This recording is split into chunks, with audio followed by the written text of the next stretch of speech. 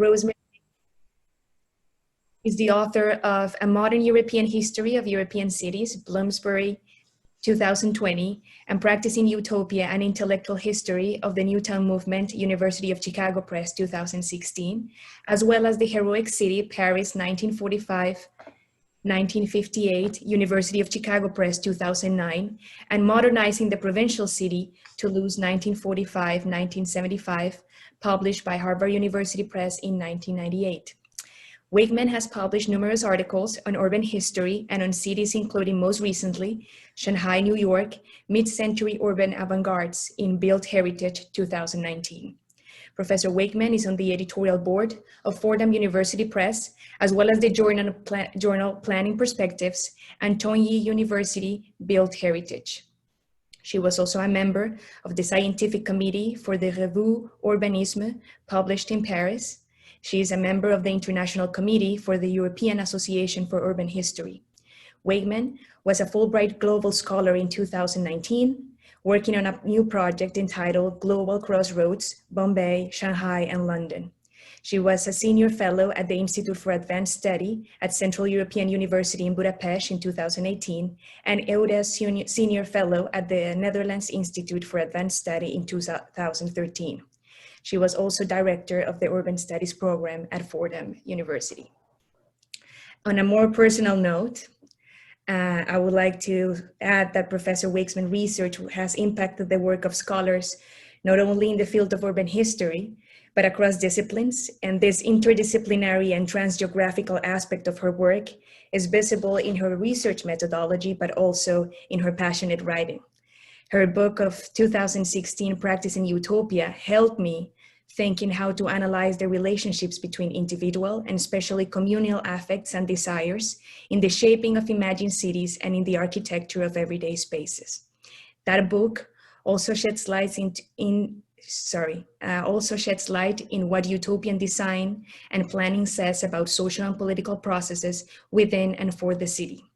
Lastly, her careful analysis of the language, rhetoric, and discourses around the production of utopian imaginaries of the new town is a useful model to think how other cultural artifacts, like literary, artistic, and cinematic visions of the urban life, perform as critical tools to understand social motivations and historical anxieties, shaping dreams of utopia and also dystopia. Welcome again to our speaker today, and thank you for taking the time to share this space with us. Thank you, Natalia. That was beautifully done, I must say. So thank you very much for the invitation to join you. I'm very sorry that we're not together, but I'm not far away at Fordham's Lincoln Center campus, and I'm delighted to be here with you. So thank you again for the invitation. And what I wanted to do today was to do a sort of workshop on urban utopia and on new towns that is to a real extent drawn from my book, Practicing Utopia. That was a really great project to do, I must say. It was a pleasure to work on this topic. And I contacted so many new towns. I went to so many new towns and contacted so many new towns across the globe that it was a collective experience in many ways. So this was a great project to work on. And my purpose was to bring the long heritage of ideal cities, which has a long history, up to date, and to do it from an intellectual perspective, from the point of view of the late 20th century. So that was my purpose in doing that.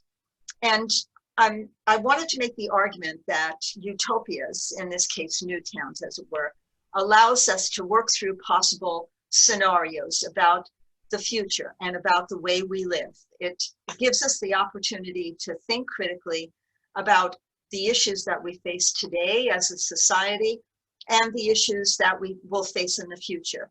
And because we live in cities, cities represent what's going on in our head to a certain degree. We imagine the future as urban places, and that has indeed a very long history. So projects like New Towns or Utopia galvanize our thinking and allow us to take a radical position about the future. It gives us the opportunity to be inspired, as it were. And so I see urban utopia or new towns as something like magical objects, because this is what they allow us to do. They give us the freedom to think radically, to for a moment have kind of a radical idealism. And that's the terminology I would like to use in thinking about this today.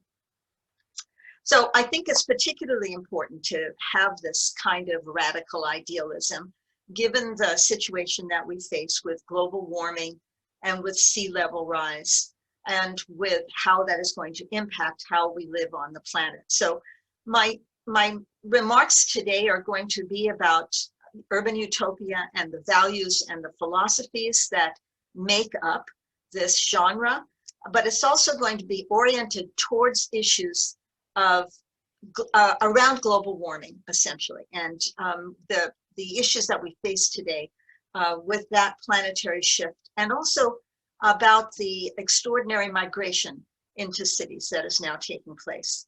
So I'm going to slip back and forth between the history and the present and the contemporary world.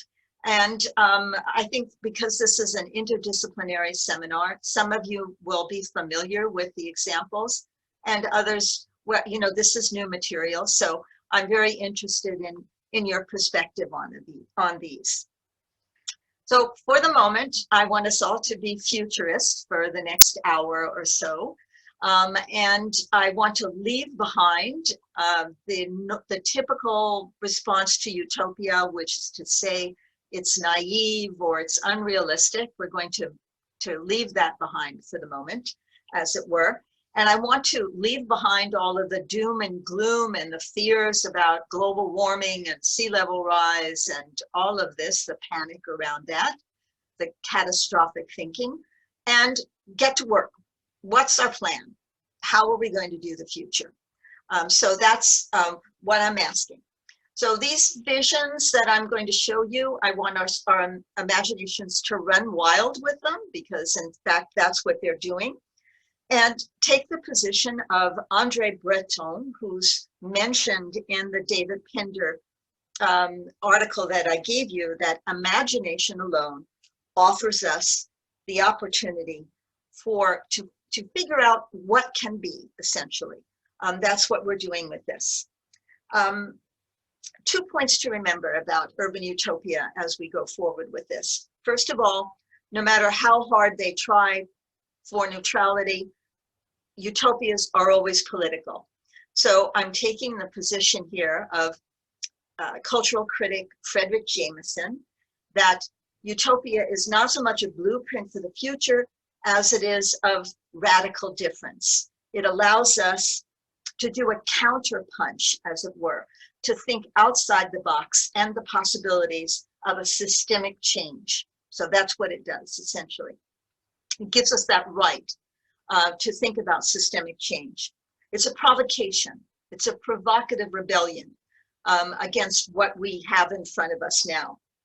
And secondly, I also want to have us be aware that utopias, in the case of new towns or elsewhere, can slide into dystopia very, very quickly.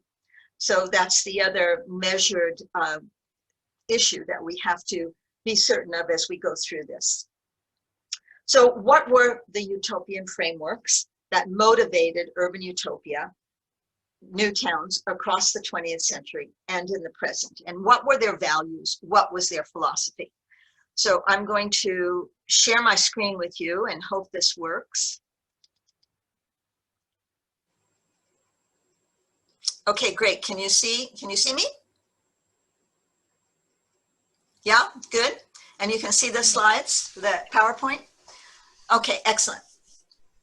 So in the original formulation of the Garden City that in the modern period lay at the origin of all of the utopian Newtown movement, Ebenezer Howard was influenced, and again, I'm interested in the philosophy behind this. It was influenced by utopian socialist, cooperative, back to the land movements that were created as a reaction to the miserable slums of the 19th century, right? So each garden city would be self-contained and self-sufficient, offering housing and jobs and services. And these were the key to what he saw as the values of freedom and justice and cooperation. The citizens owned the land and they managed the city. And Howard believed that this was a new socioeconomic system. It was a systemic change that would move us away from the horrors of industrial capitalism and move us away from centralized socialism, for this matter. So it was a systemic shift to a new kind of urban society. There was this, a sense of the organic embodiment of a small-scale community life that allowed for everyday urban practices, localized interactions, the vitality of the street, in the same sense that a reformer like Jane Jacobs would mean it, that you may be more familiar with. The urban design of each garden city came from an understanding of the past. So Howard and the architects who designed them looked back to the medieval city for their models, for this kind of organic utopian inspiration that they were looking for. The environment, and this is an important part here, the environment was interpreted simply as a green landscape into which you could place a city. That was as far as it went. And if you can squint your eyes, you can see the very typical green belts that represented the environment, as it were, but that actually were quite landscaped. So you just simply place the city inside this very superficial understanding of the environment. On the other hand, in my second example, Patrick Geddes and Paul Otlet, and here I'm looking at Geddes in particular, in the first decades of the 20th century, about the same time as Ebenezer Howard, as a matter of fact, tried to find new ways to unite the sciences and the arts in order to create a better world. So for them, urban utopia was based on an information revolution. And you can see here the kind of diagram that they worked out. It was based on an information revolution and the social sciences. So a universal database of knowledge would be the foundation for world peace and a civilized society. These were their values. This was their philosophy. And as you can imagine, all this was done in 1913. It continued amidst the First World War and after. And so world peace was the priority for this kind of utopian imaginary. At the Ghent International Exposition of 1913, they organized this giant survey of cities, a social science phantasmagoria of historical and geographic and economic and demographic and health data and information. It was an open access mega event that certainly they would have digitized if the technology had been available. Paul Otlet, and I'm giving you here, he's Belgian, so I'm giving you the Belgian pronunciation rather than the French to do this politically correct. So Paul Otlet, who's considered one of the fathers of the information revolution or information science, imagined a city of knowledge that would serve as a storehouse for all the world's information. It developed into this utopian vision of a world city or cité mondiale, to which Le Corbusier and a number of modern architects contributed to the design.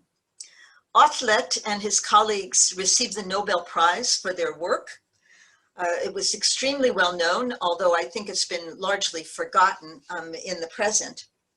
But this is part of the long envisioned city of the future that is based in a smart city or an informational guise, essentially. It's efficient, it's seamlessly operated through data. So this is the information and technological utopia that ends up in what we understand as the smart city.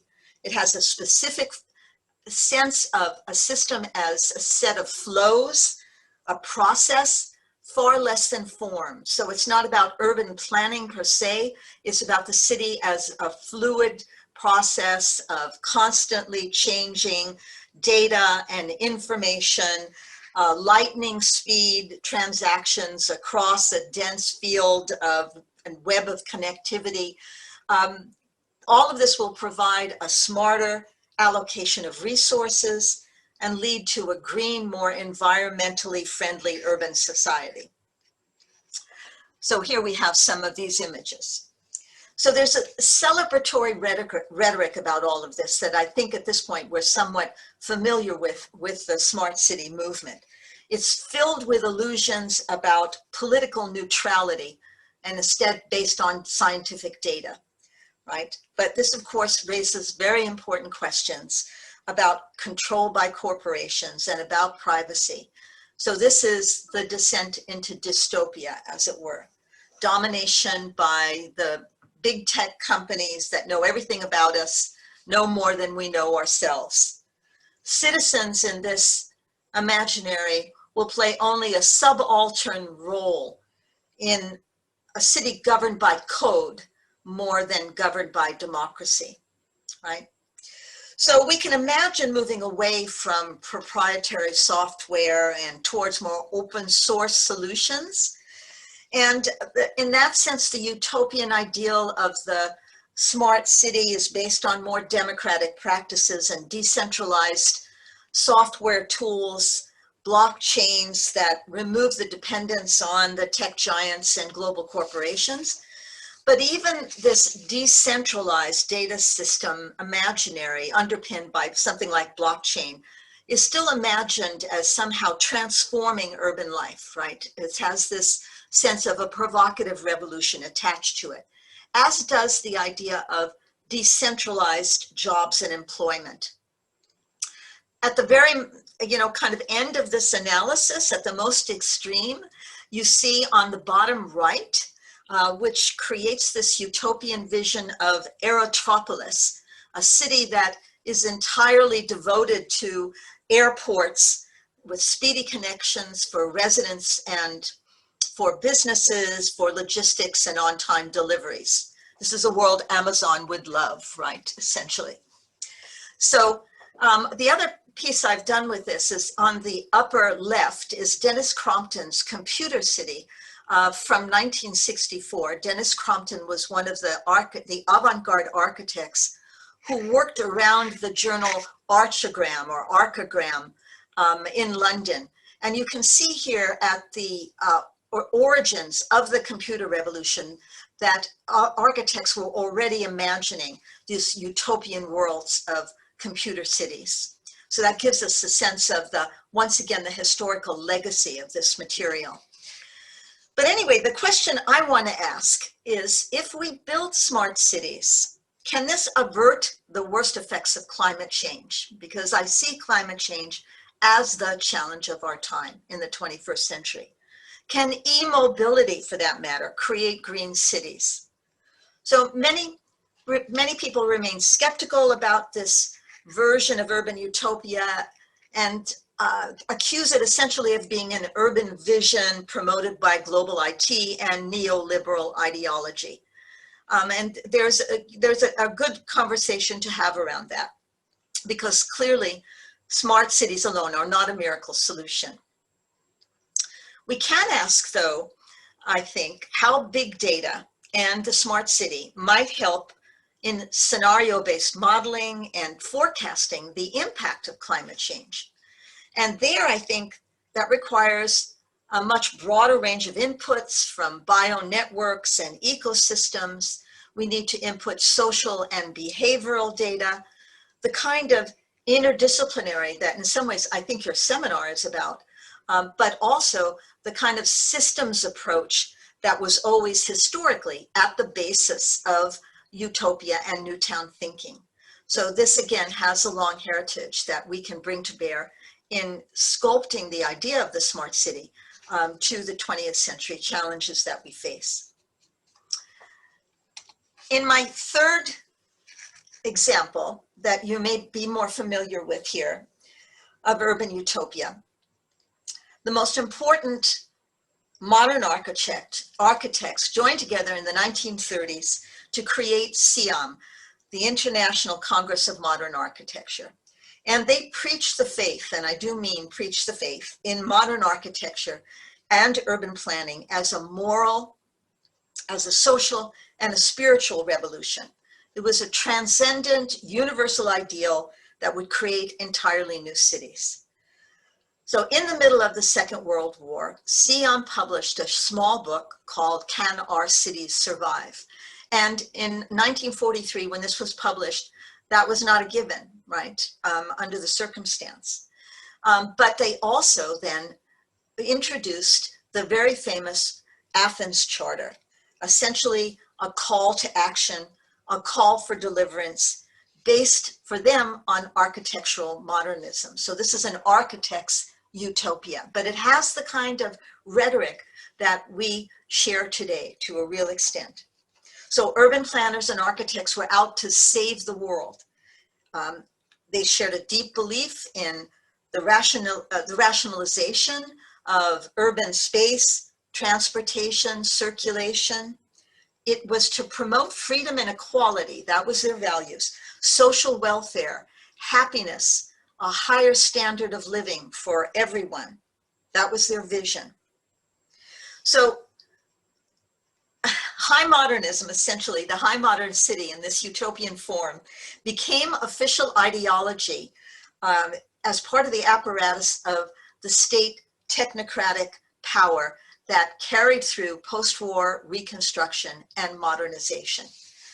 So this provided the opportunity, reconstruction and modernization after 1945, essentially, provided the opportunity to actually implement utopian aspirations. Tons of money flowed into these projects. And there was a firm belief that, in fact, utopia could be reached.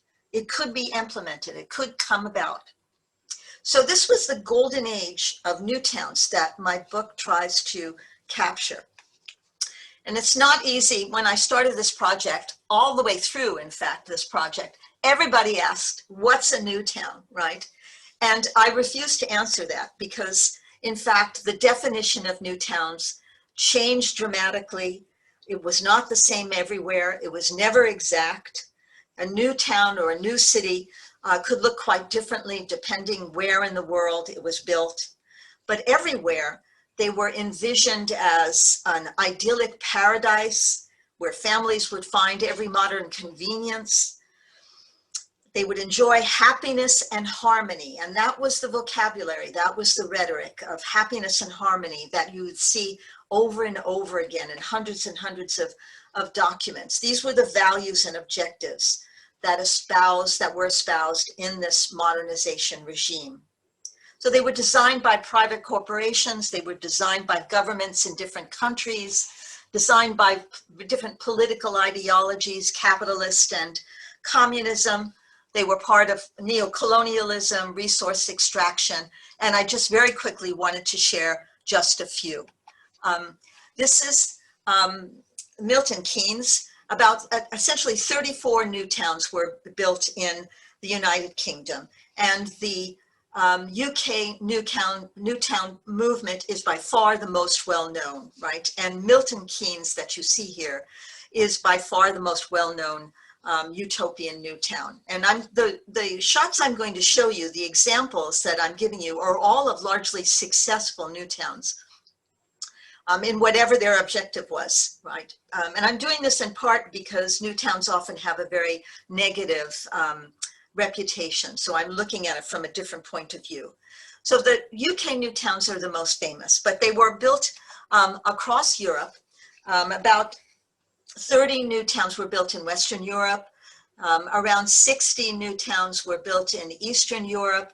This is Nowa Huta in Poland, also a very famous new town and plays an extremely important part in the history of Poland in the second half of the 20th century. And you can see the imagery of families here and the sense of happiness and harmony that these new towns were, as utopias, were built around. About 1,000 new towns were built in the Soviet Union, depends on how you define them. Very quickly, this is Tapiola in Finland on the right and Vällingby in Sweden on the left. These are also some of the best examples of very well-known and very successful new towns. Many of these places were built to find a solution to the invasion of the automobile, right? They were in the same sense that reformers like James Jacobs or Henri Lefebvre and who's looking at space would think about it, right? So they were designed to protect families from the horrors of the automobile and circulation, right? So they shared some of the same issues we have today. There was always a great deal of skepticism about new towns in the United States. They were called new communities, and about 60 new communities or new towns were built. This is Columbia, Maryland. And as you would imagine, in the United States, this was built by a private company rather than by the state. So the company of James Rouse built Columbia, Maryland. It's considered quite successful. He was also responsible for popularizing and building a number of shopping malls in the United States, as well as a lot of the festival marketplaces that you see in places like Baltimore, Harbor Place, or Boston's Faneuil Hall, something like that. New towns were built in the Middle East and India, in Asia and Africa. They were a post-war global phenomenon. So here I'm giving you also two successful new towns that were built by the oil industry as an indication of how quickly this can move into a very dystopian image. Port Harcourt in Nigeria was built by the Dutch Shell Company, and it's changed radically since then. But the lower left-hand image gives you a sense of the original design of the Garden City of Port Harcourt. It's gone through a violent history since then, quite clearly associated with local community activism against Shell oil and against the pollution of the oil industry. Abadan in Iran was built by what will become BP, the British Petroleum Company, specifically to extract oil in the desert. And BP was eventually kicked out of Iran with the revolution, and the Iranian Republic took over the town. So both of these begin to shift into a very different understanding of the future. What I want to say about them, though, to move on, is that ultimately these kinds of massive planning and infrastructure projects like new towns force us to ask a very basic question, especially for the future. And that is whether the physical design and planning of cities can really resolve problems, and whether or not it can really bring about the transformation of society. And I think to a certain degree, we don't necessarily believe that any longer. Can the physical planning of a city actually shift us into this provocative future, change our values, our socioeconomic systems? So this is particularly important, I think, in terms of climate change, because the debates and especially the scientific research around climate change tends to focus on its physical impacts for good reason, quite clearly. The physical impact of global warming, sea level rise, etc. But what that does essentially is to put the emphasis on in terms of the solutions about changing the physical environment, right? And the built structures of the city as a solution to climate change. But the social impacts of climate change receive a lot less attention, as does the role of the creative imagination in really thinking about systemic change. So can planning, urban form like this, create a more socially and spatially equitable society? Can it support democratic practices, for that matter? Can we design and plan cities for the 21st century with what we imagine as our values now? So this is what is at stake, because in fact, a whole slew, a new wave of new cities are now being created, sprouting up across the world, especially in Asia and Africa.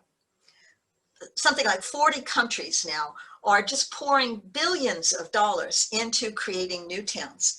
Indonesia alone is building or constructing 27 new towns. So the number and scale of these places is far larger than any of the towns in my Practicing Utopia book. So this is a completely different scale. So I wanted to share with you at least a few as representative of some of the ideology, some of the philosophy and values behind these. So on the left is Sejong City in South Korea that was built to alleviate overcrowding in Seoul, which has a population of over 27 million at this point. So Sejong City is a baby boom city. That's how it's advertised, with every service and every convenience for families. It's the same rhetoric. It is also a utopian smart city. Every home is connected to an AI or an artificial intelligence data grid that controls temperature and ventilation and medical needs. Robotics perform household tasks. So that's one kind of a, family-oriented smart city as a possibility.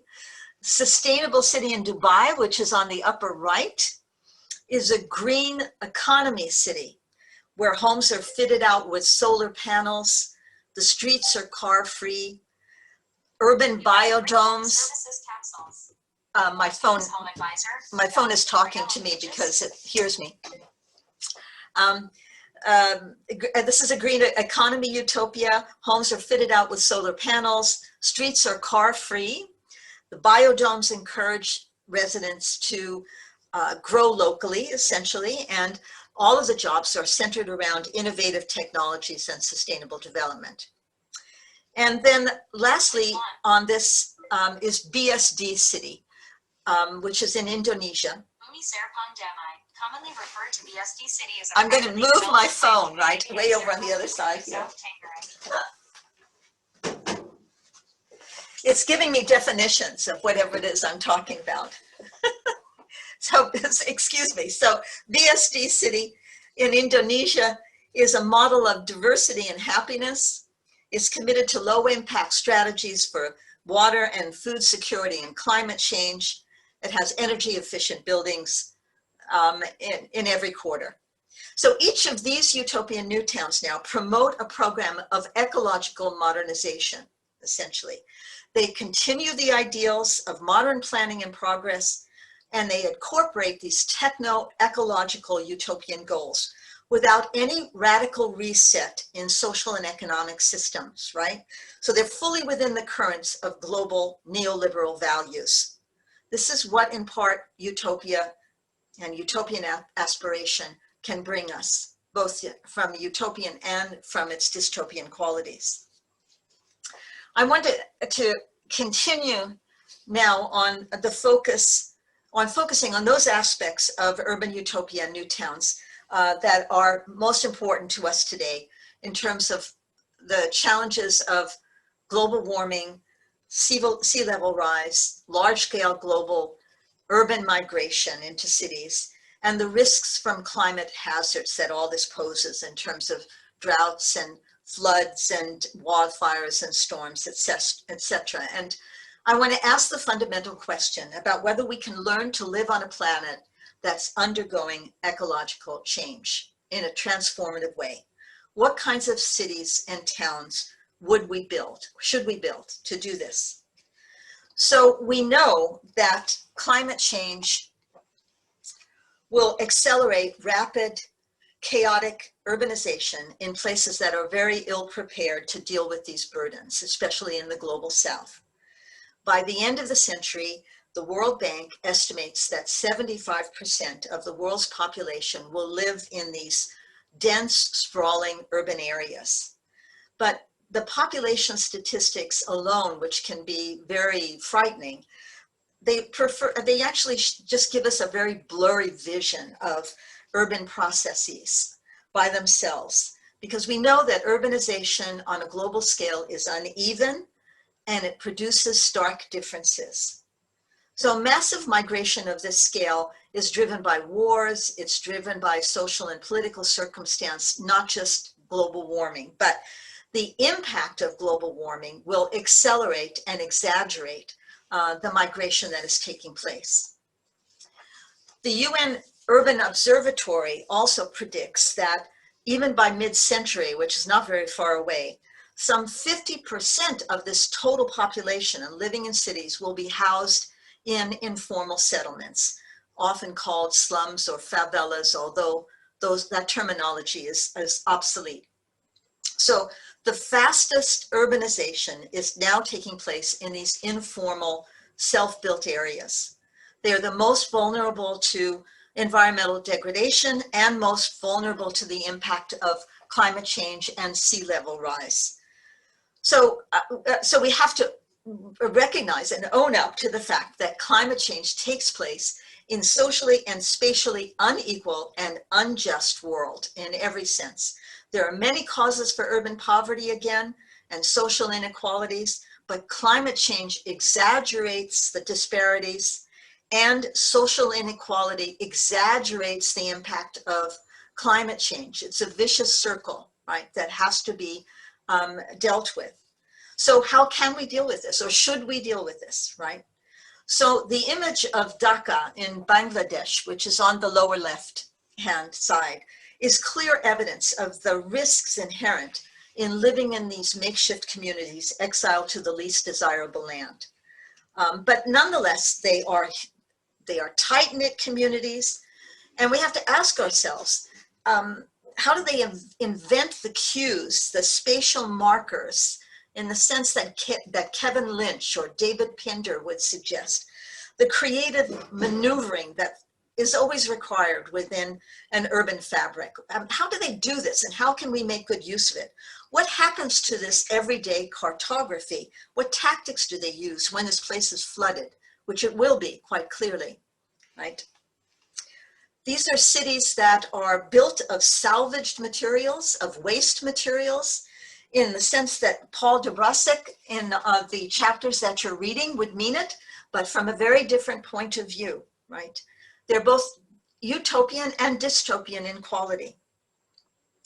Can we make some sense of these places in terms of an everyday utopia of the kind David Pinder is asking for? It's a set of forces and tendencies and possibilities, Pinder suggests, that are created out of the pragmatic reality of the everyday.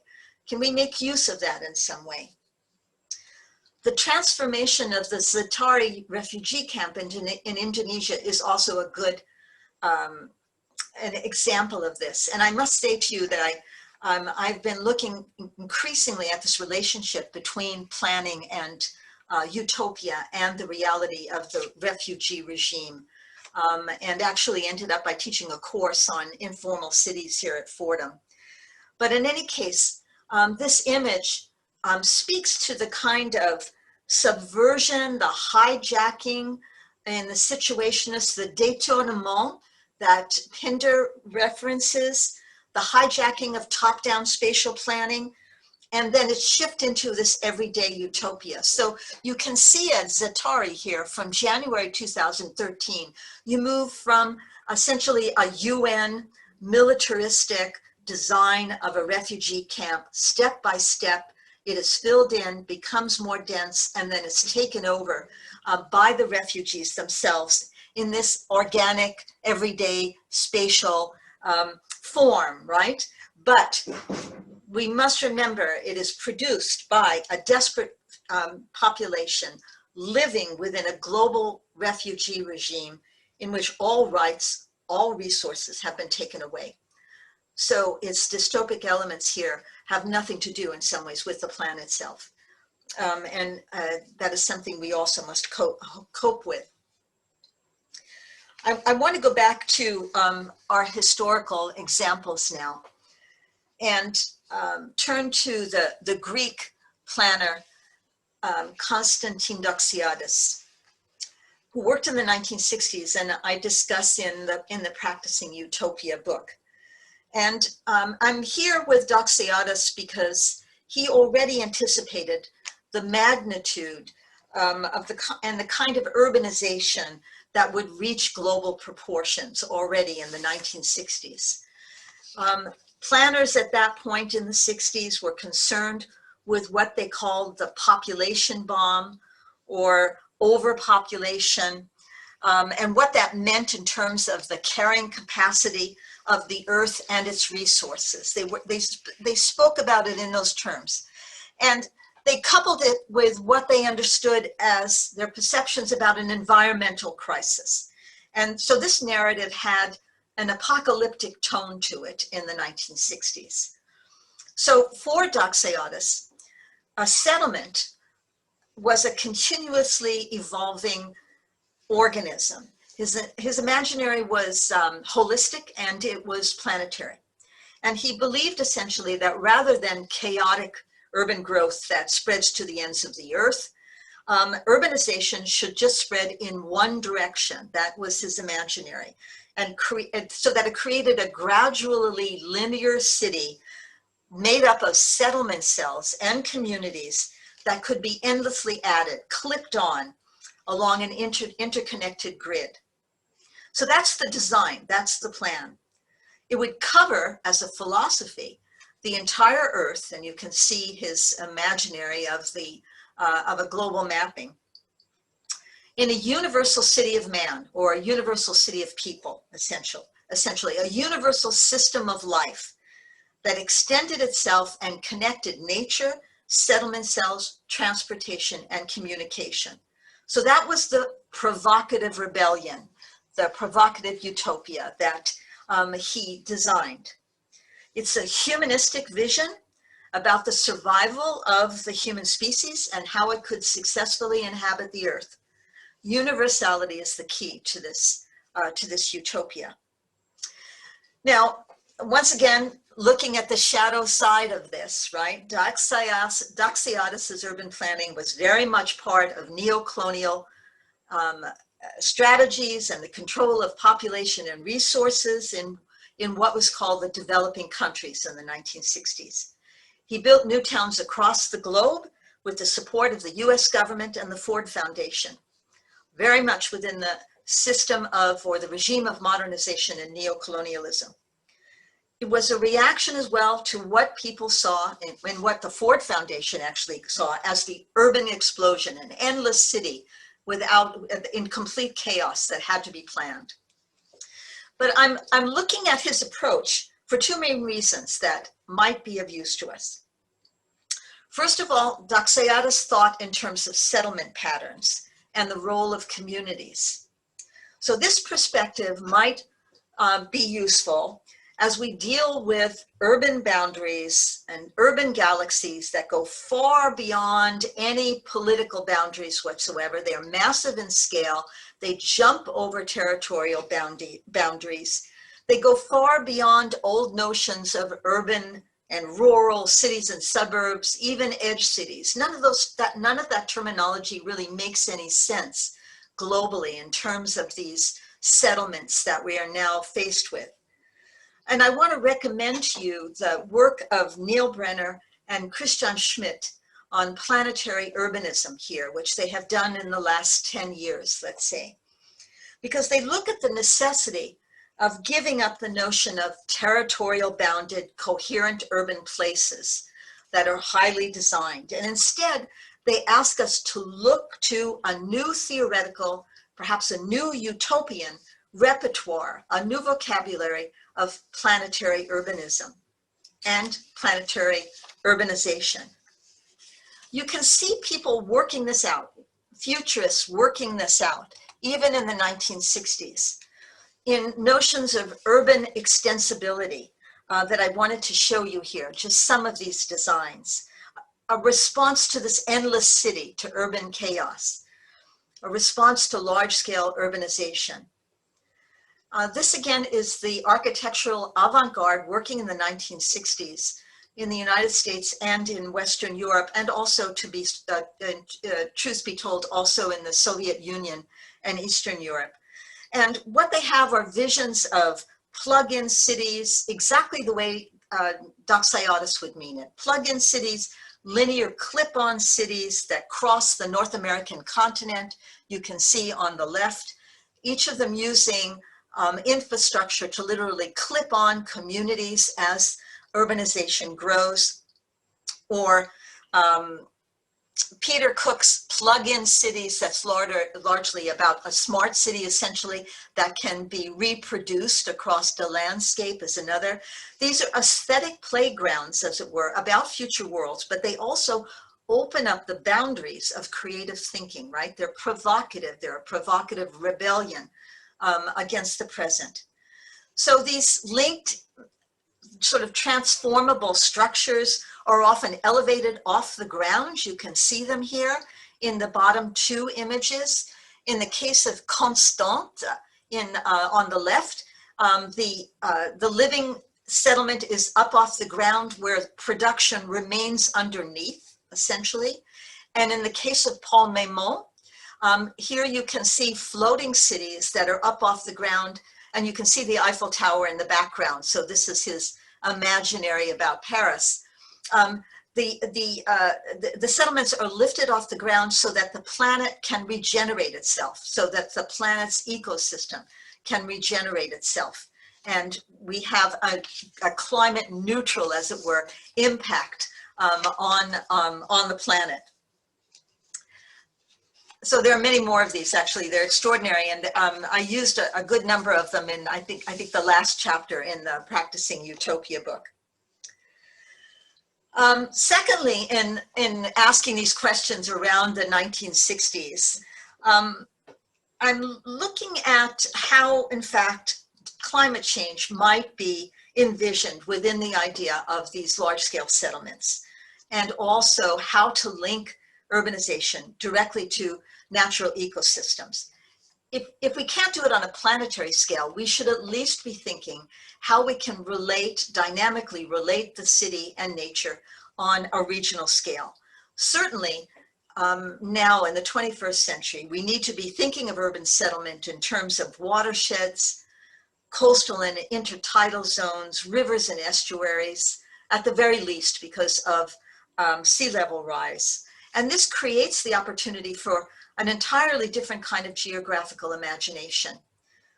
So how do we link the idea of the universal city of man and people within an urban ecosystem that allows for mitigation and especially adaptation to climate change? Can this be done from a different geographic scale? That's what I'm asking in looking at these provocative visions. Can we create a new kind of territorial morphology that takes into account both the complexity of the urban realm and the planet's transforming natural balances?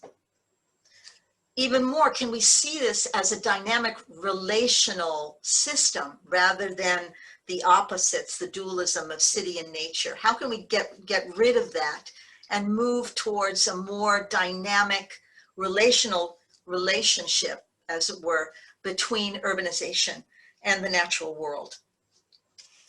So I want to turn to one more of these futurists, and that's Buckminster Fuller, probably the most well-known of the futurists in the 20th century, and one of the most global thinkers. And you may be more familiar with his work, clearly. And because he also worked on this planetary urbanization question and the role of human settlement. So Fuller is known as the father of sustainability, and he was driven by the intention, and this is his definition, it should sound quite familiar, to make the world work for 100% of humanity in the shortest possible time without ecological offense or disadvantage to anyone. That is essentially the same definition of sustainable development we use today. It's the same one the United Nations uses, for example. So Fuller was an early pioneer of sustainable design and renewable energy. His concern was for the health of the planet. Again, I want to quote him because this should sound familiar in terms of excavating our own past and looking at this. So Fuller argued whether it is to be utopia or oblivion will be a touch and go relay race right up to the final moment. humanity is in a final exam as to whether or not it qualifies in continuance in the universe. That was in 1969. Again, you have this apocalyptic sense. He asked the question essentially, can we renovate cities to make them climate neutral? And his proposal to encapsulate Midtown Manhattan, which is a very famous image with a giant dome, was meant to solve the problem of pollution and air quality and regulate climate. And Fuller coined the term spaceship Earth and espoused this radical idealism that I'm suggesting is very much a part of the utopian imaginary, and argued that the way we created settled cities was completely obsolete. And instead, he imagined this network of hyper-mobile nomadic forms, again, lifted up off the Earth, operating across the world and connected by radio links. So this would make us climate neutral, right? The planet could reemerge and resuscitate itself. These kinds of futuristic imaginaries of self-sustainability and climate neutrality are now beginning to reappear, and these are from the Paul Debresic examples in his chapter. Responding to climate change and sea level rise, Phil Powley here on the left designed Subbiosphere 2, which is a new city essentially under the waves as a response to rising seas.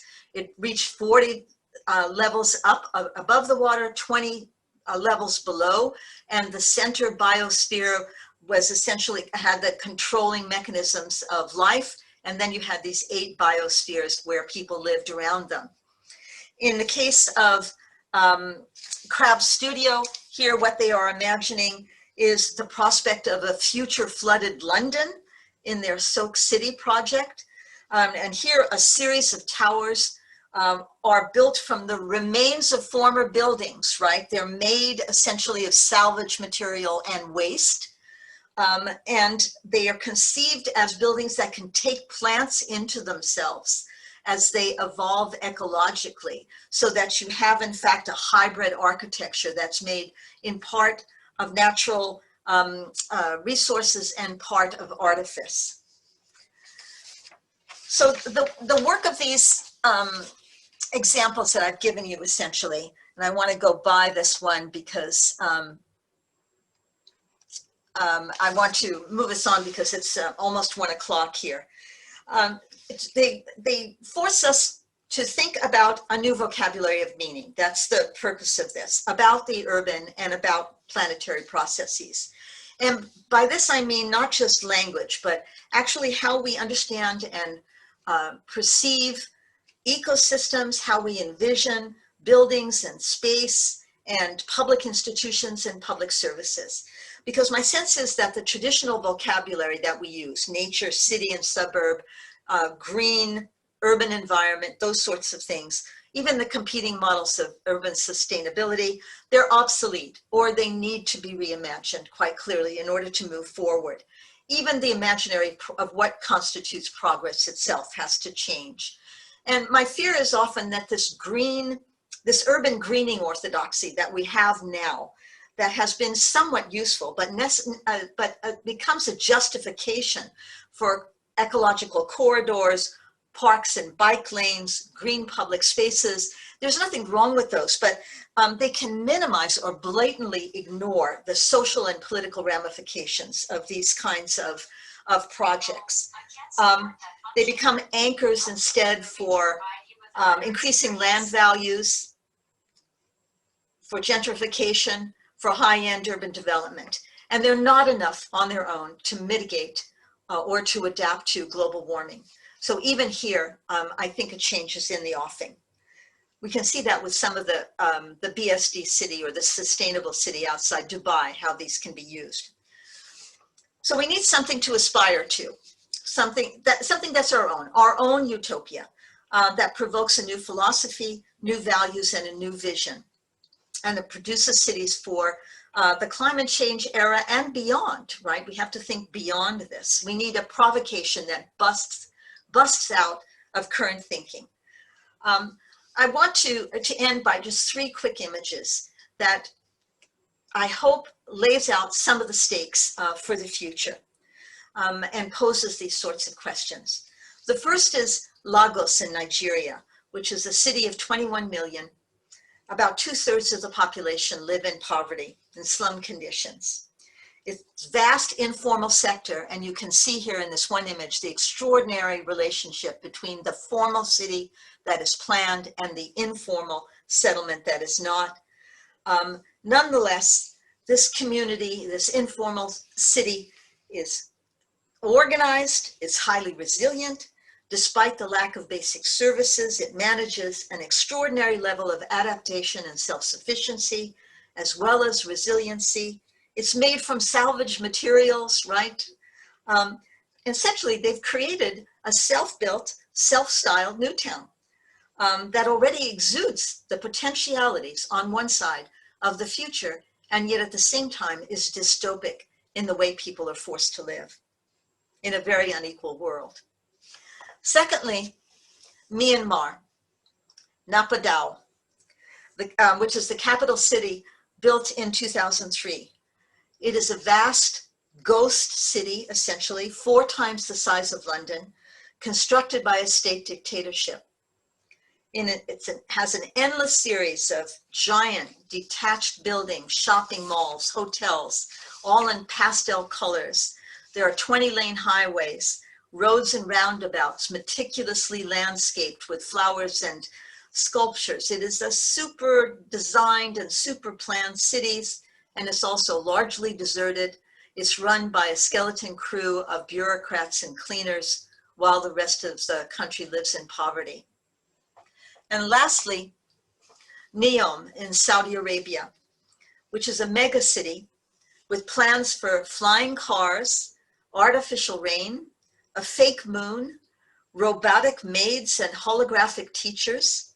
It's an integrated smart city based on carbon-free ecosystems with renewable energy and innovative water technology. Everything we could possibly want in terms of this techno-ecological utopia. So I wanted to leave us with these 3 very radical visions of the future, in the hopes that all of this is a basis for a good discussion. So I thank you for hanging in there with me with my slides and my talk, and I look forward to your questions and your comments.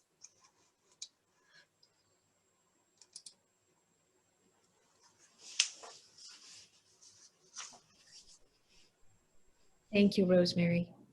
I think that gave us a lot of material to start our conversation.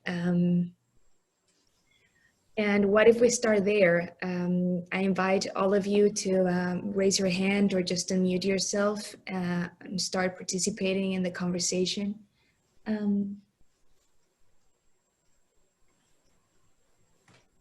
I think there was already one question in the chat by Yanis, and maybe Yanis, you wanna maybe explain your question or rephrase that? Yes, thank you. I mean, very, very thought-provoking presentation, and I want to thank you for that. And so my question was that these utopias, they kind of seem to me that they go against rootedness. And my question aims is, I don't think that the jury is out as which one is more conservationist, like which one is better for the environment in terms of reducing waste and unnecessary activity, which is detrimental to the environment, versus, and also socially too, because if you are not rooted, you are in a permanent state of precarity and marginalization. So I know the zeitgeist is to praise immigration or open borders, but I think the environmentalist same thing would be actually to empower people in the rooted areas. And I cannot see these roots to be on floating cities or in these shanty towns and slums. So the issue also of sustainability and survivability of these structures from both ends, both from the mega urban green city that we are envisioning here, for example, for, I don't know, this godforsaken city, and the slums, the sustainable slums that we see, you showed, for example, in Lagos or in other places in Rio de Janeiro, they're sustainable. But for how long? What's the time horizon? So these are the questions I've been battling with, like rootedness and migration and stability. Okay, I had a difficult time understanding all of that, Yanis, and I apologize. So I'm going to, your comments I'm sure are excellent. I'm just not sure how to respond because I didn't get quite all of it. But if you're suggesting, if I'm reading your little paragraph here about I cannot fathom establishing roots on floating cities. Right. Yes, like rootedness, that's one thing. And then how sustainable is this lack of roots and lack of being settled in place? And Right. I think that's my main question here. Yes, absolutely. And so from a realistic point of view, of course, they are not sustainable. So, I mean, that's the point of utopia, is that in no way does it mean to be realistic, right? So it is simply a provocative image of what might be possible that helps to bust out of current thinking. And so my answer to a certain degree with what your concern is, which is an excellent one, is that it forces us to understand what we mean by sustainability, right? That we can't make assumptions about that terminology, which is also my point, that how we have used sustainable development over the last, let's say, 30 years, 20 years, may not serve us well when we are looking at climate change on a planetary scale. So that is exactly, your question is exactly what I'm hoping for, is to rethink if floating cities of the kind that Paul Maimon or Buckminster Fuller are suggesting are not going to work for us, fine, then what do we imagine? What would be sustainable under these conditions? And how important is rootedness to us in place? How important is the particularity of place in a city in relation to climate change? Climate change cannot be responded to equally in the same fashion across the world. So when we think about rootedness, should we now think about natural ecology as part of this, as well as social, cultural, economic issues? So those are the kinds of questions I would ask in a refrain to your excellent concerns. Thank you.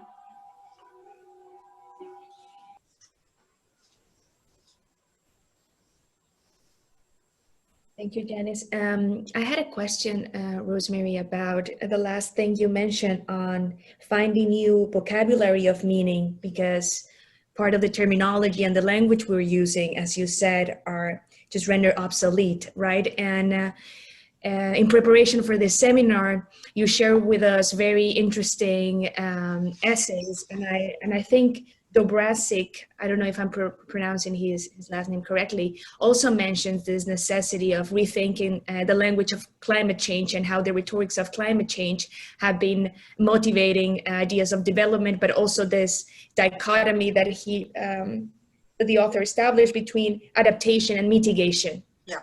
And I have the feeling that this is also some of the concerns that my classmates were placing for today. How do you think about this dichotomy between adaptation and mitigation? And how could we think about these two maybe not that different concepts, right? When we think about the utopias of the future. So thank you for that, Natalia. And I hope all of you have responses to that as well, because I certainly am, no magician about how we should do this, but I can tell you that I find that the issue is so important that I did the typical thing that an academic would do and teach a class on it, right? So for the first time this semester, I'm teaching a course on for the master's students in urban studies on the city and climate change. And I began the course in September was trying to look at the rhetoric and the vocabulary and the narratives around climate change as a place to begin. And looking at the scientific rhetoric, believing entirely in science in every way, but nonetheless, the difficulty of dealing with the scientific rhetoric and the assumptions that are made by the scientific community, and finding a way to translate that into policies and tactics that are implementable, both in terms of mitigating climate change, finding a way to defend against it in some way, which is usually how we see that, and adapting to climate change in some way. So we've looked at scientific rhetoric, we've looked at policy rhetoric, we've looked at international agencies and institutional rhetoric. We've looked at the sixth, I've lost my terminology, the more activist terminology that's driven by the sixth extinction. Is that it? The fifth extinction or the sixth extinction? So we've looked at it from a wide variety of scales and levels in order to see how we might develop and create, might use some of this rhetoric and narrative and find ways to understand it moving forward. So that's part of what we're doing in this course. And, you know, we're still dealing with it. And I would love to hear your ideas on this as well. But trying to fathom and find our way through the various narratives about climate change itself is a huge challenge. So we're beginning there and then moving forward towards ideas for implementation in terms of mitigation and both and adaptation. But I'm doing that not just from the aspect of physical design and planning, but also looking at what kinds of social reforms we need, right? What kinds of cultural reforms, political reforms might be necessary. That's a way I have of not answering your question because I don't have an answer. No, you did partially answer that. And I think this methodology of not only looking at one type of language, right? Not only the language of policymakers, but also of scientific discourse is important there. And I feel in this discussion, the call for more an adaptive method could be also interpreted as a way of calling for action. Yeah. Instead of the passivity that triggers mitigation in a way, especially when we see, as you mentioned, that scientific discourse have been losing authority and popularity, it seems. Right.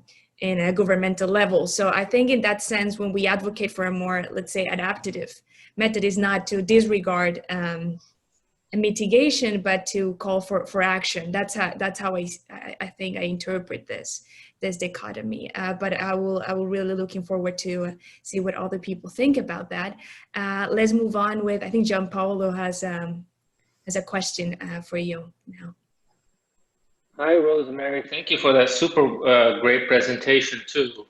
And I didn't think you dodged, Natalia, the last question too much, but nowadays everyone's dodging questions. And so you will not be able to dodge my question. So let's see. So, you know, you hit on so many wonderful, important things today. And I know people have a lot of comments and thoughts on them, and I think after me, people will feel less shy and we'll get into them. You know, one of the things that is very present for everybody that we've been having lots of talks on at the Urban Democracy Lab last couple of years has been on green gentrification and sort of the unintended consequences or intended consequences of greenwashing. And we have someone who's a Green New Deal person who's going to be speaking at the end of the semester. So a lot of this is super rich, but I wanted to ask you a bigger picture question. And so I myself have been writing about utopianism recently, but as a method.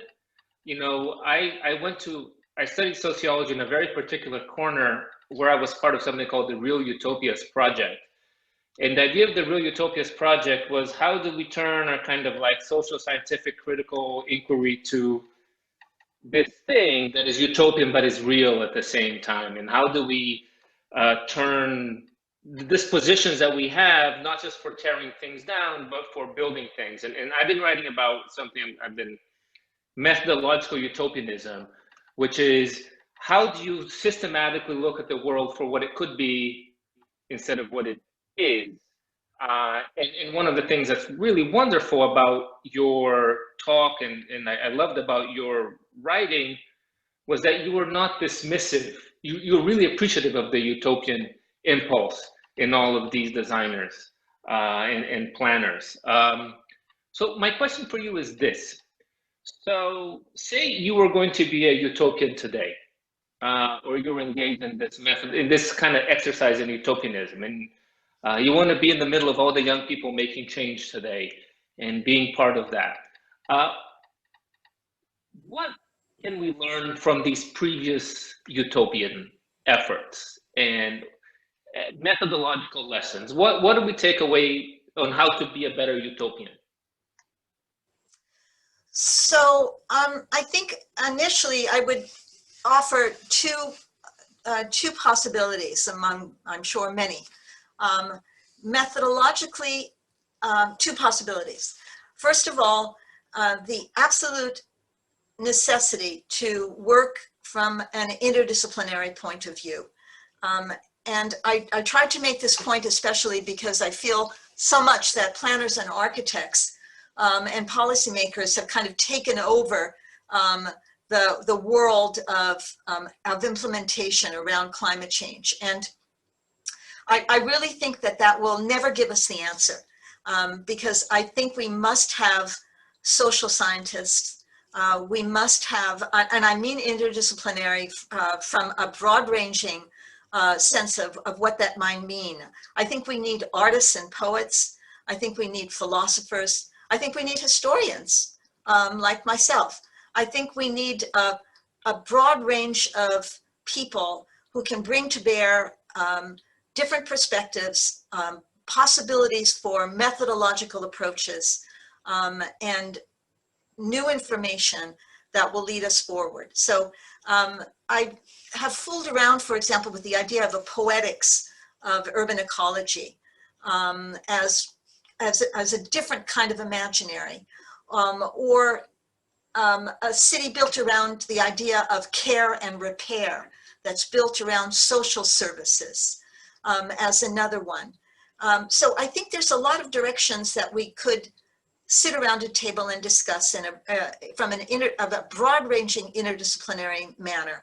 And so I think your efforts, for example, in the seminar are really wonderful. So the more people we have around the table from variety of disciplines and creative endeavors that can lead us forward in terms of new data, new information, new ways of moving forward in our methodology, the better. That's one. Number two, when I think about climate change and what that means, I think ultimately we must stop thinking simply in terms of cities. And that's why I think that greenwashing, or whatever you want to call it, simply will not work. They're good efforts. It's not that they're not good. It's just they'll never suffice. So I think we have to think in a different geographic scale and think at least regionally and understand broad-ranging ecosystems and bring that directly to bear with how we think about cities for the future, and to stop this duality between city and nature. So we need a dynamic, integrated approach that's at least regional in scale. And so although I laud every effort to create the big U and defend Lower Manhattan, or whatever it might be, certainly those are efforts, but they're minuscule, my feeling is, in relation to what we'll face over the next 50 to 100 years. And we'll never get there unless we understand the regional ecology. So I think interdisciplinarity and geographic scale as what I would offer to, if I was sitting at a table with young people, young activists who are trying to make sense of this and actually implement something. Oh, wonderful. Thank you. Brittany. Yeah, I apologize if my Wi-Fi is not great, so just let me know if I cut out. This isn't so much a question as kind of a comment on what you were just talking about. You said there are these like minuscule efforts in cities themselves to some of these terms are new to me. I'm in psychology, so this is please. with me. But to greenwash or to these efforts are largely small, but it's clear from your presentation that we have to think bigger. We have to reimagine cities as a whole, and with things it's clear that we have to reimagine cities bigger in terms of adaptation to the changing climate, right? But as we reimagine, I think about like Myanmar, right? Or even Sejong City, where these cities are like meticulously built and planned, and incorporate some of the, in Sejong's case, the technological aspects, incorporate these things into the city. But I'm also thinking about these cities are being reserved for the people who can afford them. And as we reimagine these cities, I wonder how we can both make these cities more adapted to changing circumstances on the planet, but also make them more equitable, and to keep the I'm sorry, I'm like trying to think word it out. I'm thinking about it. I was looking at these the floating cities, right? And I'm I have this there's a certain amount of awe for me, but there's also some kind of fear, because with the floating cities, or even the cities with that are partially underwater, there are things you have to consider, things like space and cost. Not everyone can, just for space reasons, not everyone can fit into these spaces that are being imagined. So I'm thinking about how can we reimagine these cities, but also keep the imagination broad enough to account for both the climate, but also for the people who have to inhabit them.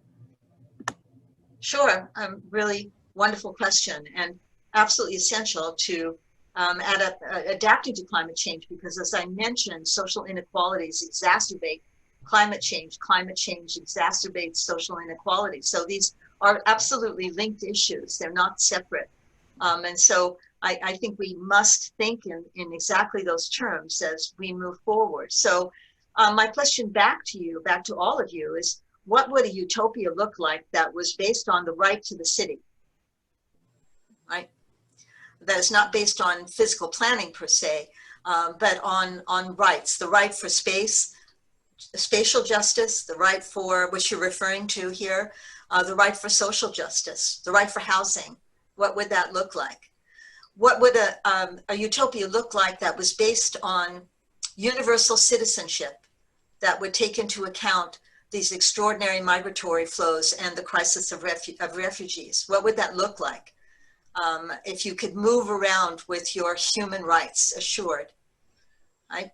So I think those are the questions that I pose to myself about the relevance of physical planning versus social reform, right? Or questions of social justice. I would love to see social reformers like all of you, social activists, be part of what we imagine in terms of cities going forward, so that we could balance those concerns and those solutions off with the physical planning of cities and planning around the environment and what that might mean, right? So, I mean, those are the questions, exactly. I don't know the answers, but those are the questions we need to ask. Those are the people we need in the room, as it were, in going forward. So I like to think about a utopia built around rights of one kind: human rights, social rights, a right to the city, whatever it might be, universal citizenship. There is a movement for universal citizenship now taking place, for example, and I think those activists belong in the room, belong around the table.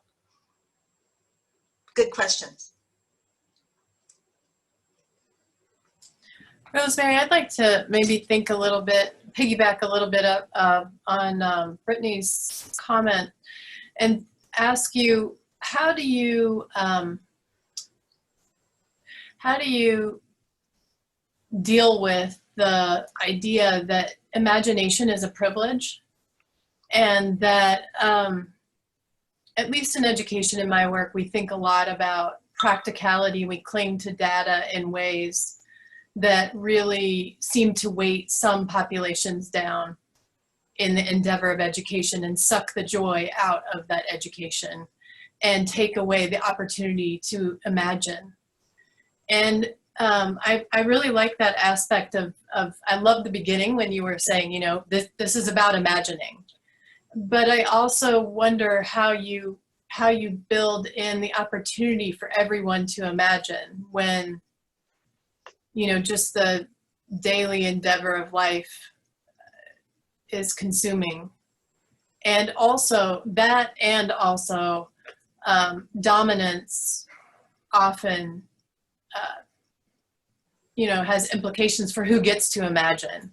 Right. And so I'm wondering if that is part of like how that gets taken up in your work, and then also relatedly,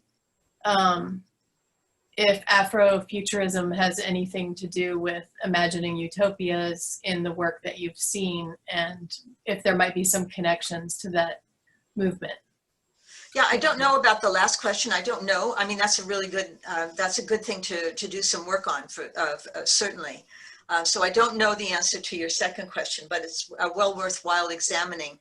The first one, you know, this is a really good question as to how you allow for the kind of community participation, I'll call it that, right? In these, in this envisioning process that can be very much dominated by certain disciplines, by political power, by economic power, whatever it might be. You know, we have a lot of community-based planning that already takes place. So to a certain degree, we know how to do some of this. There's a long history at this point that goes back to the 1960s of community-based planning that people are used to working within. But I think it has its limits. So I can only give you a couple of examples. A very dear friend of mine who worked with some of the folks in Indonesia in some of these settlements that are right along the waterline up on poles, trying to find a way to work with those communities to find a solution, to either move them or find out, or at least find out what they want, right? Find out their tactics for everyday life, which is why I raised that issue, so that we could understand better how to help them and bring them into the conversation. And he worked with them for, oh my goodness, almost a year's time, from a very generous posture, really, in terms of listening and caring about their interests. And, you know, in the end, because their perspective is the everyday, they wanted to stay where they were, even though it was radically dangerous, and they, you know, and they knew it. So how do you deal with this issue, right? They argue they have ways to somehow survive, despite the flooding that they knew would take place. So, you know, how do you deal with that kind of issue? How do you deal with the notion that in the everyday, people who are living in informal settlements, whatever they may be, are just trying to survive and don't have the education, the wherewithal to think and to imagine? So there's that side of it. The other side is that, I guess, to take an opposite position is to say that people who live in these informal settlements imagine stuff every day, right? They have no choice but to imagine and envision in different ways. So they're already way ahead of the curve. They don't have to buy into the system because they don't profit from it in any way. So maybe they have answers that we don't, right? So I'm not sure. That's the best I can do with this, is to, again, think radically about what envisioning and imagining means to populations that are at risk. Difficult questions. I guess kind of in response to the second part of Audrey's question, there's this plan for Harlem that Buckminster Fuller and June Jordan collaborated on, and I think it was released in 1969, called Skyrise for Harlem. And I don't know if it would like necessarily be, I think like, you know, it came out predating like the term of like Afrofuturism, but I feel like could, I don't know, maybe be an interesting example of thinking of, you know, planning in a way that is, well, okay, I guess like for some background for if folks haven't encountered it before, one of like the big components of it was like housing in these like conical structures, and the idea was that the development would happen while people like Harlem residents were able to stay like where they were living, and the development would happen, or like the construction would happen like upwards, and so people could stay where they were and then slowly like move up and up. You know, there's lots of like sort of what's the right word? Sort of, I guess like different like contours to the plan. So it wasn't so Harlem couldn't be like surveilled in like the same sorts of ways that it could with like a grid-like structure, and trying to think through you know, the individuality of like each person who's living there versus maybe some of like these other plans that are more, you know, I was thinking about this when we were reading the David Pinder article, when he's talking about like Le Corbusier and his sort of like aerial and like you know, God's eye view, and you know, how others were, you know, comparing his designs to prisons, and his like emphasis on control. So I guess, sorry, this is kind of like a rambly comment, but I was just thinking about that in terms of you know, like utopian designs that that instead of trying to enforce this sort of like you know, top down or like normative subject or like movement that everyone must like conform to, about how to design in a way that still gives space and agency to people who live there, even in like in various different ways. But a question that I have that is kind of connected to Brittany's question earlier, and Giannis's first question is in like thinking about you know, designing utopias. It seems like there's like this need to both like work with like regional ecology and like specificity in terms of like, you know, deep connections to the land being like a source of like kinship and community and sustainability. But then at the same time, how do we work with like regional like specificity when there's like, you know, all these like we could be building like, you know, with regional specificity in New York, but how does that like take into account you know, resources and labor and like other sorts of like connections that are being you know, extracted from elsewhere and then used to develop like these kinds of projects. Sorry, that's kind of like a broad question. No, thank you for all that. Thank you. So, you know, maybe what we'll have to do is to imagine at different scales, right? That on the one hand, take into account the very important role of communities and their attachment to place and their right, in fact, to imagine their everyday future, right? And their everyday utopia. And so that's one level that we have to attest to and respect and find room for in the way we go forward. So at that level, you know, the community-based planning, or however we do it, is absolutely essential.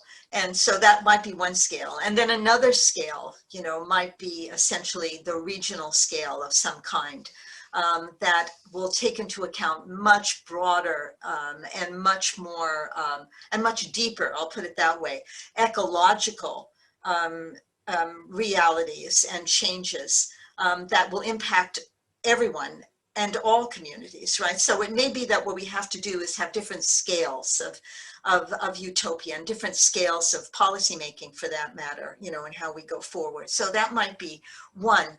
And Giannis has asked a question about land values here. So I think that's part of it, right? Is that the value of land is going to change under the impact of global warming and sea level rise. And places that had been high value will have no value in terms of development, but they may have extraordinary value in terms of climate change mitigation or sea level rise mitigation or adaptation.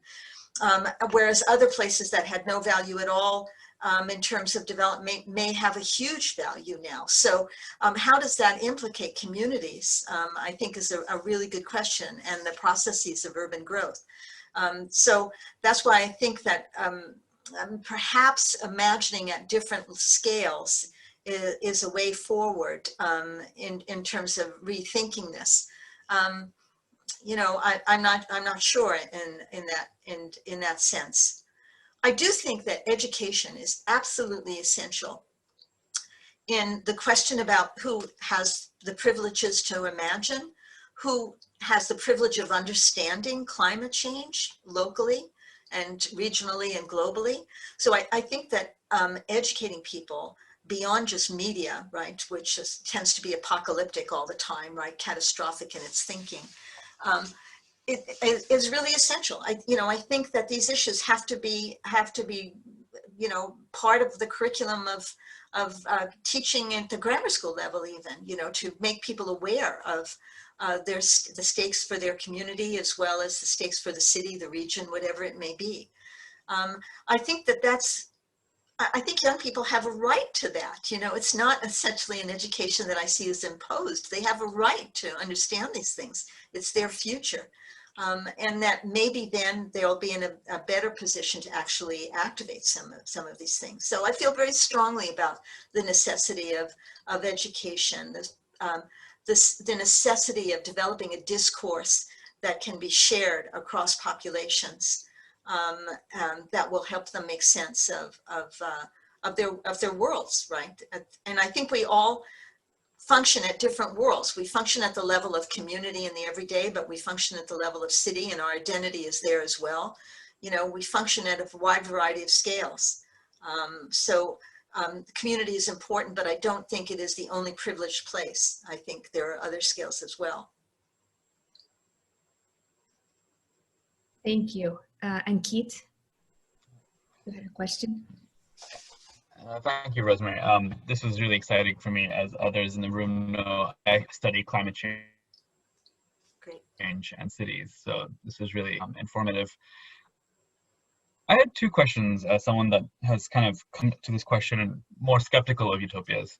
The first is, are there forms of imagination that are not utopian? So I think it's, you know, are kind of the pragmatic, future-oriented practices of everyday urban residents. For example, in India, in informal settlements, people save in bricks rather than saving in the bank, right? So they think of their future homes and slowly incrementally build. Right. Is that something different to utopia? Because I think that often, you know, these are not kind of the ideal scenarios that these people are building up for themselves, but pragmatic solutions that are, you know, coping with, you know, whatever position they are in the future. The second question is in the spirit of Gianpaolo, and to kind of learn from your historical expertise. When utopias were implemented, where they were, or Doxiadis, took their utopian visions to the Garden City or Islamabad, what changed in how they thought about the world? And I'm kind of thinking in two examples in mind. I read this kind of long time ago, Doxiadis's like final book, which was kind of ecology, anarchistics, and it was like a reflection on his thoughts of what he was doing. And he kind of said something very interesting where he said that, yeah, even though we need this kind of universal urban system, everyone's national priorities need to be thought of. And utopias came to ground. What changed within them? The reason I asked is I'm currently writing up this project where I looked at how low carbon smart cities in India were taken as the same kind of utopian impulse, but then modified locally to implement very different kinds of projects, right? So what happens when when rubber hits the road and utopian projects are then kind of forced to come reality with the ground? Right, great, wonderful questions. Thank you very much. So in terms of the first question, this is exactly where I wanted to go with some of this, because I wanted to make the argument or ask the question, whether or not, in fact, we need to look at some, utopian future in order to find solutions, because to a certain degree, we have to pay attention to the tactics and strategies and inspirations, I would argue, that are part of living in the informal city, or in any city for that matter, but especially in informal cities, where I would argue that the capacity for sustainability and resilience may be the most intense, right? And where the choices made really are about survival. So perhaps we need to pay much more attention, rather than convincing people about some exterior idea of what utopia should be, or how we should respond to climate change. Maybe we need to pay attention to those everyday utopias that you would find in the informal settlements in India, for example, or in Africa or somewhere else, because perhaps they make more sense, and that we'll find these practices more implementable, more successful in the end. So that's a question I ask, but I also want to be very clear about the issue of social justice. I don't want to remain within the same paradigm in which people have no choice but to save bricks because they do not have access to banks, while a lot of other people do, right? So I want to be careful of the social disparities that means, and yet at the same time try and look from a different point of view at some of the resources, the capacity, the tactics of an everyday utopianism that exists in these wide informal settlements that now represent by far the most important element going forward in terms of urbanization. So that's something I think to think really clearly about. And thank you for bringing that up, right? Because I don't want to modernize everybody. That's not the point of this. I don't want to do that. This is about a different agenda completely. So that's one question. That's one issue, an important one. The second one is there's just a wonderful book that's been written, and I can't think of, it's an edited volume, and I will send it to you, of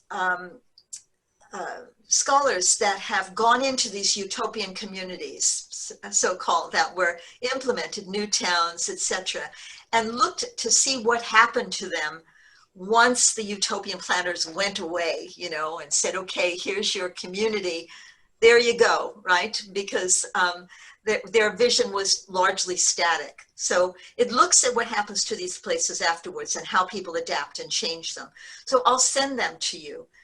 Because some of them remained highly successful and remained on target for the kind of imaginary that existed, and others shifted radically. So I think what is at stake there is the notion of democracy and who makes the choices and decisions moving forward in terms of how these places evolve. That's one really important issue. And whether or not they have the resources, that's often an issue, whether or not they have the resources to continue the kind of utopian framework with which they were originally built. So often, I can tell you in terms of the new towns, often it was the case that state resources just were undermined, and they just simply were unable to maintain them. That was often a reason why they would go awry. Very simple. They didn't have the money to maintain themselves, right? Other cases, in terms of private companies, especially in the United States, they refused to give up control. to the residents. So that's another issue. So it can be, it's diverse, but I will send that to you because it's a good question about what happens after. Thank you. Mariana goes next. Yeah, I really love this talk. I think personally, I grew up in a planned community in New York, and my family. Which one was that, Mariana? On Roosevelt Island. Yeah. And my family is mostly in Brasilia, so I have strong feelings about Corbusier and the car city. But I think what I wanted to hear you comment on a little bit was about the stigma that arises with these utopic projects, and whether you think that is a feature of the past failures, or is it because of the problems they're trying to solve? And so I think you tried to sort of move through the narratives without touching on the negative frames around these things. But if you could just talk a little bit about them and what you think, yeah, sure. Why they emerge and how, Yeah, so I think it depends on where you look. So in the United States, I can tell you straight off that the idea of state-generated planned communities, had a bad press immediately, right? A bad reputation almost immediately. And it was largely the private corporate world that built American utopias of some kind of the next, or new towns. So the idea of some sort of state planning had a bad reputation immediately in the United States. And so the result is that we know very, very little about planned communities like Roosevelt Island, for example, or any of the rest of them, Columbia, Irvine, and California, etc., because it's largely a lost history, and people see those communities as naive and as failures, right? I just did a series of interviews with a journalist who's looking at a planned community outside Los Angeles, and she was absolutely determined to see this as an unmitigated failure, right, by private developers who had, no inclination other than to make a profit. And maybe that's true, but that's the kind of reputation they have. I can tell you that this Practicing Utopia book has sold more copies than any other book I've written. And the sales are largely in other places in the world rather than the United States. And so it's been translated into Turkish and Chinese and other languages where they still believe in new towns, right? Where they still believe in planned communities. So it depends on where you look. The planned communities in Eastern Europe, for example, and in the Soviet Union, they gained a reputation as being part of communism. And so their reputation became very negative as a result. And they fell apart in the post-socialist period because they no longer received state funding, and that made them look even worse, right? Because they weren't maintained. I want to mention, though, that in the case of Nowa Huta, which I showed you in Poland, which was a celebrity new town, it represented everything communism could be. Post-socialist, it completely fell apart and was not maintained. But most recently, young people and young families have come in to reclaim it because the rents and the purchases were very cheap.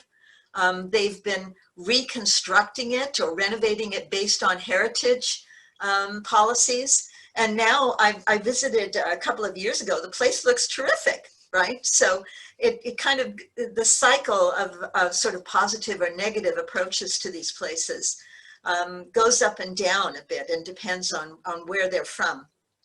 Some of them were disasters to begin with. And that was because they were badly planned or there was a lot of corruption locally around them. And others were a success from the start and continued to be that way. Vällingby outside Stockholm is a really good case of that, because Stockholm still believes in essentially a welfare state, budget and a welfare state governance, even if it's not quite as good as it used to be. They have the money, they have a belief system that sustains it, right? I hope that helps. I kind of went all over the world, but the book itself, to just say that it's been a success outside the United States. Thank you. Shannon, you had a question? Thank you, Rosemary. This has been, it was a fascinating presentation, a great discussion, so thank you so much. I want to go back to what you were talking about a few minutes about this question of using different scales of, and specifically thinking about the regional scale. I wonder if you could comment on how we might go about defining what an appropriate regional scale might be. And I ask that because I can think of two, probably many more, but at least two different ways that we could think about like a meaningful way to create this kind of regional scale. And one might be thinking about natural regions, so something like a watershed, something like this. Yeah. And the second one would be thinking about social and economic regions. And so how, when those two things don't align, how do we go about adjudicating between them and coming up with something that is really meaningful in terms of a regional scale of planning? With great difficulty. Right? Sure. So I mean, I think ultimately climate change is going to force us to think in terms of natural regions. Access to water alone is going to be a major issue going forward. And of course, access to drinkable water is going to be one of the most important issues of the 21st century. So I think it could be some sort of a natural region that has to be the underlying issue, right? And then economically going forward, the question is to find a way to match economic productivity and jobs with an approach that will enhance the relationship between the city and the natural region. So I'm really thinking outside the box. I want to know what a post-fossil fuel economy looks like. What are we going to produce and where are we going to find jobs, and what does that have to do with the natural region you're talking about, watersheds or whatever it might be? What is a post-plastic, which is based on petroleum, what does a post-plastic urban society look like? So I don't think, there's no way, as far as I can see, tell me if I'm wrong, there's no way we can continue with the same economic and energy resources we have now and sustain ourselves through climate change. I don't see how we can do it. Tell me if I'm wrong, right? So if you're going to think regionally, then I think you have to think both in terms of a deep ecology and an economic and a social system that functions within that deep ecology. And that's really tough. That's really a tough question, right? But I just think that's where Utopia helps us. If we have to think provocatively about what that might look like. So we have somewhere at least a touchstone to think forward. So I think all of us have to think about what a post-fossil fuel city looks like.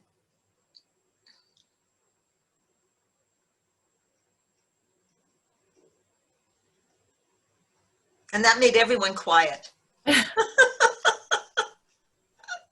One thing it has, going back to the idea of imagination and thinking about that question specifically, one of the things that's been really bugging me about the pandemic, which there's no shortage of things bugging me about the pandemic, but one of the things that has been bothering me is this idea that we lost some opportunities in imagination during the pandemic. So instead of, for example, imagining education to take on a completely different way of thinking about children and about how to engage children and families in education, we, clung to very specific ideas about what remote learning was or could be, even though the infrastructure wasn't there to support this unimaginative approach. And I think the same is true in the sense of eating out. We've missed the opportunity just to think about plastic specifically and how much trash the pandemic is producing just in food consumption alone in this city. And so I'm wondering if you've been thinking about the pandemic in regard to your own work and imagination and utopia. Not really, not personally. I haven't, Audrey. So I'm not sure how to respond. But I do think that in general, my sense of it is that we're just moving from one crisis to the next, right? And we're just reactive and don't take the opportunity to build forward in ways that could be so innovative and so creative and be much more equitable for everyone. So, you know, I think that that's a whole series of issues around here. The pandemic is one, and this will not be the last pandemic. That's quite clear if we continue forward. Or the last storm, as it were, or the last fire. You know, it just, I think you know, there's a mode of thinking here that we have to move away from, the catastrophic thinking, and begin to use these as opportunities to live and to settle in very different ways. So that's all. You know, I haven't been looking at it myself in terms of my own work, in terms of thinking about utopia. I do think the question of trash and the question of living in ruins, living on ruins, what to do with ruins, what to do with salvaged material, with what to do with waste is a really important one. And I guess I would love some time to really spend some time and work on that specific issue. That's why I like the ideas of cities built of waste, not on waste, but of waste and of salvaged materials. But as I said, I think the millions of people around the world are already doing that, right? So I think we have to be aware of that reality and what that might mean and what that looks like. I'll leave it there. You know, I mean, really critical questions, but the catastrophic thinking, I think we have to move away from that. Thank you. Sandra? Yes, can you hear me? Yes. Great. Thank you for the wonderful and informative presentation, first of all. I really enjoyed it, and the readings assigned. So I wonder, just following up on that last comment, I wonder if you could expand on the architectural salvage idea, and what would be your thoughts about it? I understand we were discussing utopias and potentially unrealistic concepts, but the applicability of those ideas, I think, are important if we want to combat climate change. Sometimes, to my knowledge, not all products can be upcycled. For instance, some materials are dangerous. If you use them for aesthetics, it's okay, but if you use them for other things, may be harmful. An example I was thinking about, it would be asbestos, for instance. What do you do with asbestos? You know, it's a waste, but it's a carcinogen as well, for instance. So I would like to know, based on your knowledge, what are your thoughts on the viability of these practices? And also, secondly, unrelated, but I would like also to know if there are ways for some of the more plausible utopian visions currently being put into practice, such as the examples mentioned in your presentation, the sustainable city in Dubai, or the BSD city in Indonesia, et cetera, et cetera. So these are founded in self-sufficient ecological modernization, model planning, yet no radical system is considered in place, and it kept more along the lines of neoliberalism ideology. So how could these more tangible utopias could be expanded to third world countries to attain not only ecological modernization, but also diminish inequality in the world? Would we need to change the current economic system of excessive production? And if so, what is the alternative in your opinion? Would it be more a collective economic system, not only at the local level, but also at the global level, to accommodate for sustainability, not only from the climate change perspective, but also as well from the social aspects? So yeah, those were my two questions that popped into mind with your presentation and the readings. All wonderful, all absolutely wonderful questions. And of course, I have no reply to any of them that, you know, is going to necessarily satisfy us. But I can tell you that I think in the first instance, in terms of thinking about trash, of thinking about waste, of thinking about renewables and recycling, so on and so forth, I think we have to spend a lot of time in terms of technological innovations and scientific research, right? So that we understand what this is beyond just saying it's waste, right? Recycling is one of those narratives I think we have to reconsider, right? And open up our imaginations about what that means, but also rely on science. And I don't think that recycling gets near the science. It doesn't get the support, the investment that it should in terms of actual research on this. So, you know, to a certain degree, the answer is you provide people with the resources they need to do the research and to do the scientific studies on this, on material aspects, so that they can give us an idea of what works and what does not. And what replacements we can find if we're not going to use asbestos or whatever it might be, plastics, etc. What can we move to, right? What else can we build with?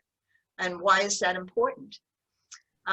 In terms of building and new ways of building, I can only share with you this morning, I read an article, maybe I had it on, I don't know where I found it, on one of the media outlets, that architects are now beginning to look to sponges, right, living sponges, in order to understand their structure and thinking about ways they might be able to build, if not with the sponges themselves, with the structures that allow sponges to survive so well. So they're beginning to rethink the structures and the sort of the material dynamics of buildings and using natural examples or actually using nature itself to build. So I think that there are groups who are moving forward with those kinds of questions, and we need to pay a lot of attention to what they're doing. They're going to be experiments, you know, some of it will work and some of it will not.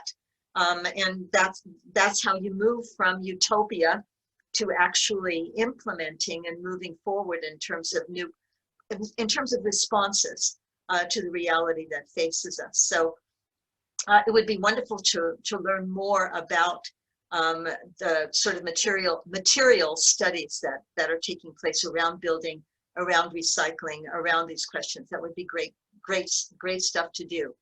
There's a whole world attached to climate change that believes mightily that we must do away with neoliberalism, with global capitalism, et cetera, that we cannot sustain ourselves and survive on the planet unless we shift systemically our social economic system.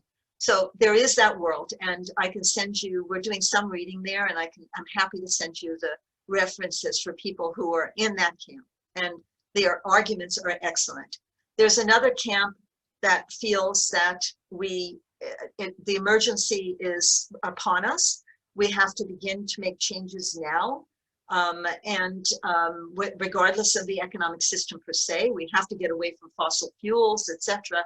Otherwise we won't survive. So there's another camp that is there that also makes very useful arguments. So I'll be happy to share some of those with you. You know, you have to stake your claim. You have to put your flag in the soil as an activist and decide where you stand on these issues. How can we shift those Sejong cities into more equitable, socially and spatially equitable places? Also, that depends on the economic system. Now, they're being built largely by the state apparatus with Western money, Western developers who come in, right? And they're built for a certain socioeconomic category of people. So there's an ingrained economic system here in which the global north is profiting and the global south is suffering on the long-term consequences. All of it done with the magic rhetoric of sustainability, right? So I don't want to pan them too much because I think that they are doing experiments with desalination, for example, which is extremely important, or experiments with electric cars, or experiment with robotics and AI, or whatever it might be. So there's things there to learn, but they exist within the neoliberal regime that will not change anything ultimately. So you have to put your flag in the soil. But I'm happy to send you the readings for that. Thank you so much. Thank you. Yes, definitely. Please do share with us. Yeah, absolutely.